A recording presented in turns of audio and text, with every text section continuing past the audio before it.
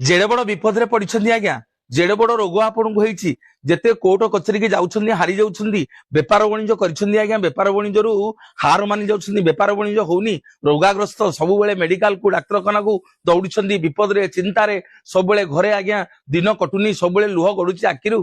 आज सुंदर उपाय टिए कहबी मो महाप्रभु जगन्नाथंकु हाथ जोड़ी प्रत्येक दिन जेते बेले आपनकु समय मिलिबो आज्ञा दिन राति जगन्नाथंकु एई मंत्रटी जप करिवे कौन ना नीलाचल निवासाय नित्याय परमात्मने बलभद्र सुभद्राभ्यां जगन्नाथायते नमो नमो आउ थरे कहूची नीलाचल निवासाय नित्याय परमात्मने बलभद्र सुभद्राभ्यां जगन्नाथायते नमो नमो हे नीलाचलवासी हे कांपिल्यवासिनी सुभद्रे हे बलभद्र बड़ ठाकुर हे चक्रराज सुदर्शन विपद रे पड़ी दुख